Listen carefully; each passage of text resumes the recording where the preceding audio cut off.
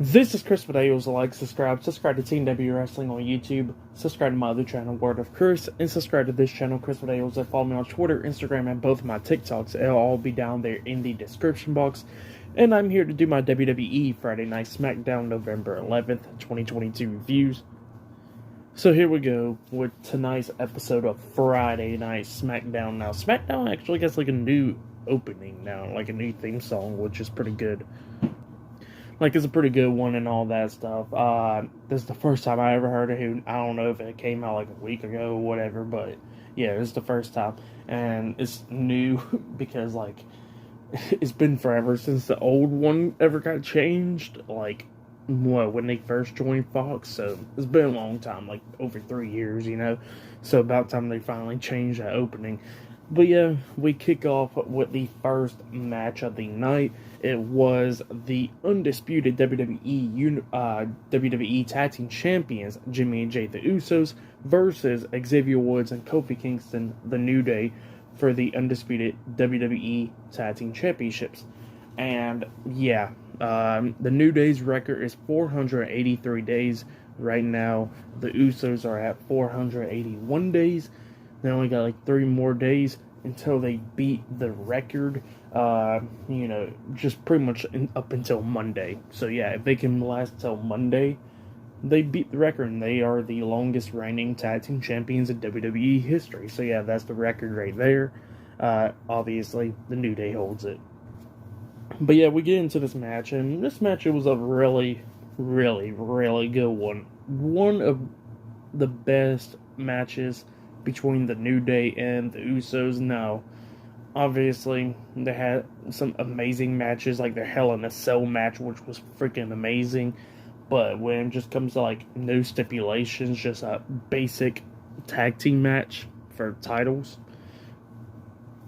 it knocks out the park, in my opinion.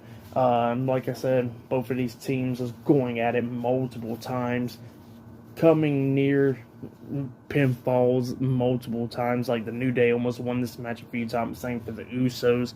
It was just going back and forth. At one point, we see Xavier Woods jump off the top turnbuckle with a leg drop, I think, on to Jimmy. He barely kicked out at 2. At one point, we see the Usos going wild in the ring, where we see Jey Uso hitting a super kick onto Xavier Woods. And that's when Jimmy comes in. They both hit a double super kick on the Woods. And then Kofi Kingston gets on the apron. He gets hit with a double super kick, getting knocked off the apron. That's when the Usos climbed up the top turnbuckle. Both of them jumps off with a double Uso splash onto Xavier Woods. They pin him, but Woods barely kicking out to just keep on fighting in this match. And then it looked like the New Day, the Usos, was setting up for the D1, the day one, onto Xavier Woods. But then that's when Kofi Kingston drags Jey Uso out the ring, throwing him into the steel steps. Xavier Woods starts fighting back with Jimmy Uso in the ring, beating him down and stuff. And then we see Kingston hit a backbreaker onto Jey Uso outside of the ring. He's calling for Woods. Woods climbs up the second turnbuckle, jumps off of there onto the outside of the floor, hitting Midnight Hour onto Jey Uso. It looks like he was just taken out by that, pretty much. And then that's when Xavier Woods gets back in the ring, hitting a tornado DDT off the bottom rope onto Jimmy Uso. And then that's when they hit the Midnight Hour onto Jimmy. They go for the pin onto him. 1, 2, Jey Uso barely breaking up the pin at the count of 2. It was just going back and forth, like I said. And then both teams get back up and they start going at it, brawling and everything. Xavier Woods and Jey Uso goes outside of the ring going at it, while Jimmy and Kofi was in the ring going at it as well. Jey Uso hit one super kick onto Xavier Woods. He goes. But yeah, after the first super kick, Woods stumbled back into the barricade, and then that's when Jey Uso hits a second super kick onto Xavier Woods, knocking him over the barricade. So yeah, Xavier Woods was taken out for the rest of the match. And then he gets back into the ring. And then we see Kofi Kingston on the top turnbuckle. That's when Jimmy and Jay gets back into the ring, pretty much. They climb up there with them. Kingston fighting with them up there, knocking them both off the top turnbuckle. That's when Kingston was trying to hit a crossbody or whatever onto Jay, but then he gets caught into D1, day one, onto himself. in midair, which was pretty nice. And then they got the 3 count. So yeah, the Usos defeated the New Day tonight in the tag team match and has retained their undisputed WWE Tag Team Championships. That's what happened. Really, really, really good match to kick off the show. The fans was into it. At one point, they was chanting Sami Zayn, and Jimmy Uso straight up said, "He ain't here tonight." So yeah, that's what happened there. Just really good match. Backstage, we see Roman Reigns, Paul Heyman, and Solo Sikoa watching this match from the backstage area and saying and talking and stuff. So yeah, that's what was going on there. But for this match, I'll give it 5 stars. That's what I'll give it. It was a really good match between both of these teams. One of their best matches in my opinion. So yeah, that's why I'll give the match 5 stars. 5 out of 5. But yeah, really great tag team match. Definitely great match to kick off SmackDown. Later on tonight, they got many more matches. They got the World Cup tournament where one of the matches is Shinsuke Nakamura versus Santos Escobar 1-on-1. But they got Braun Strowman, I think Mustafa Ali, just many more people. Sami Zayn is in it. But yeah, many more people that's in the tournament. Winner of that tournament will face Gunther for the Intercontinental Championship. So yeah, that is a title match that they will earn pretty much if they win the tournament. But yeah, like I said, many more stuff. They got a 6-pack challenge. Winner of that match faces Ronda Rousey for the SmackDown Women's Championship. So yeah, many more stuff. But yeah, I'll see you guys later until the next thing that happens on Friday Night SmackDown. See you guys later until then. So the next thing that happened on Friday Night SmackDown, now before I talk about the first round of the World Cup tournament, there is one thing we got to talk about now. We see Roman Reigns sitting down backstage with Paul Heyman and Solo Sikoa, and we see the Usos coming up, happy and everything that they won their match, and they was like, "We know you see it, Roman. You seen the match and all that." Roman gets up, he's kind of disappointed in a way, but then he has a smile on his face, and he goes "Now you guys know how it feels to be the top guy, huh?" So yeah, that's what he was saying. He's saying that he's proud of him and all that stuff. But since they're done with their business, he got business tonight, and he wants them to be by his side tonight. So yeah, we gotta see what Roman Reigns got to say later on tonight on SmackDown. But then we get to the next match of the night. It was a one-on-one match. It was Shinsuke Nakamura versus Santos Escobar with Joaquin Wilde, Cruz del Toro, and Zelina Vega, Legado del Fantasma, in a one-on-one match in the first round of the World Cup tournament. And this match, it was an okay match. It was going back and forth and everything.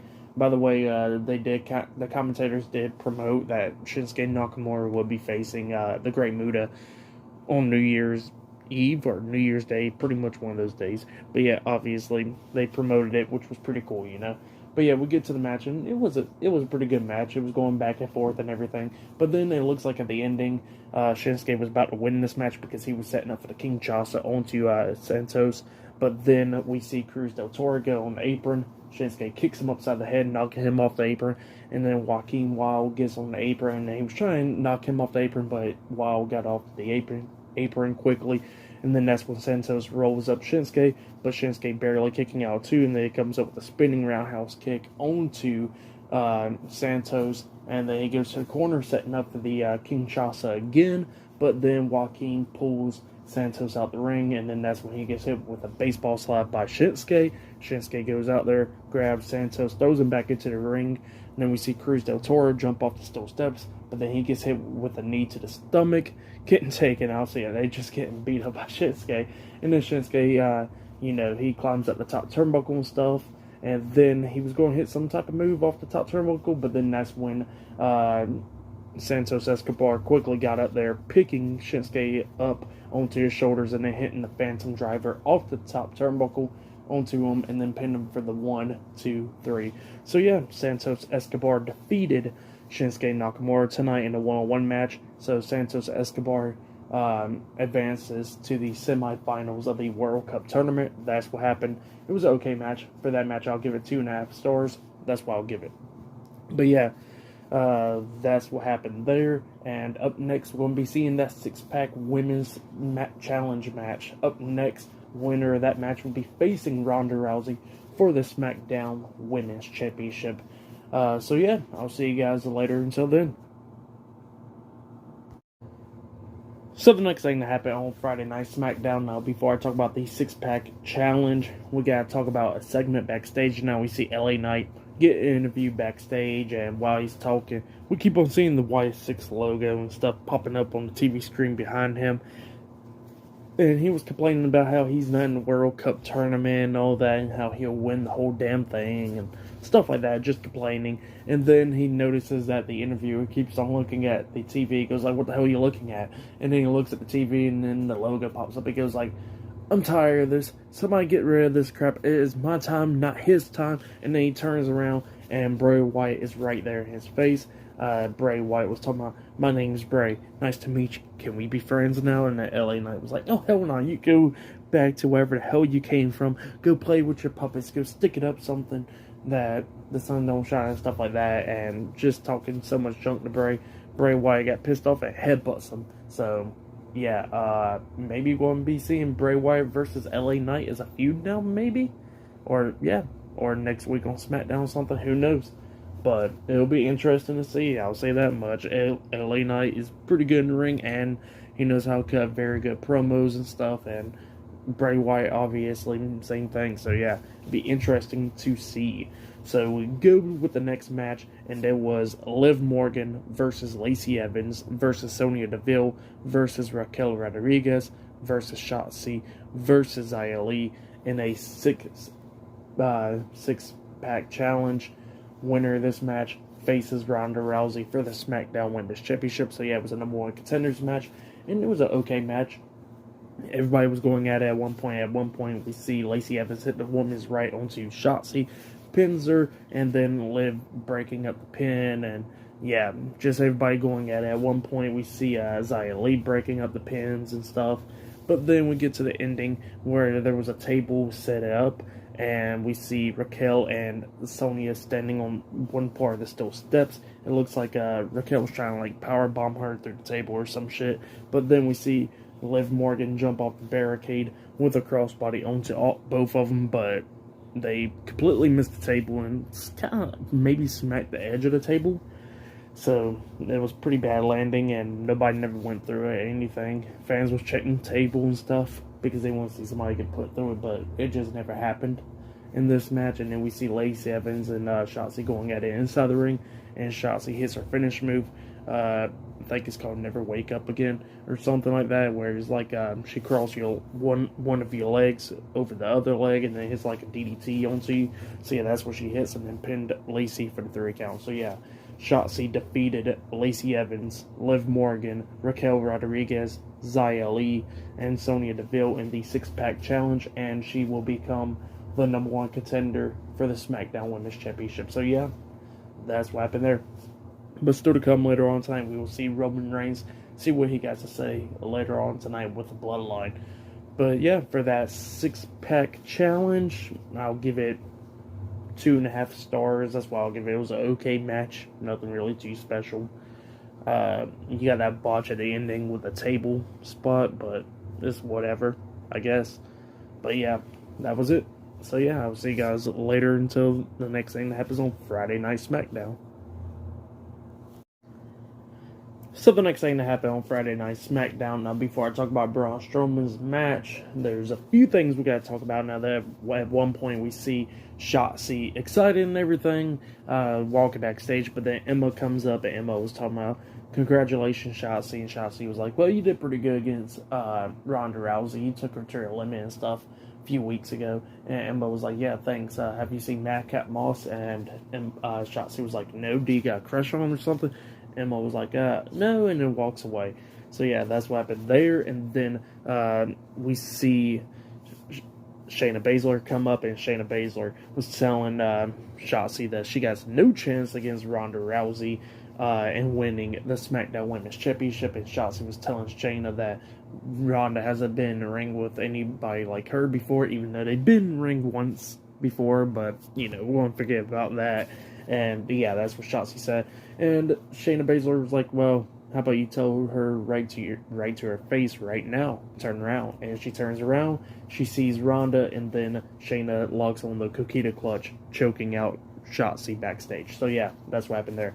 But then we see another segment where we see Ricochet get interviewed, and he's talking about how he will be taking on Mustafa Ali next week in the first round of the World Cup tournament. How they will have a great match and all that, and how he will win the World Cup tournament.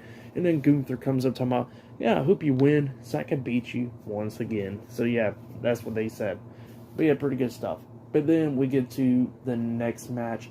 We see Jinder Mahal back on SmackDown after a little bit now. It's been a few months. So yeah, Jinder Mahal was there. He was talking about how he's going to be winning the World Cup and how he's going to go for the Intercontinental Championship and win that because he is the greatest former WWE champion of all time and stuff like that. So yeah, that's what he was saying. But then he gets interrupted by Braun Strowman. Strowman gets in the ring. We get the match underway, but Jinder Mahal starts taking advantage by attacking Strowman pretty much like before the match started.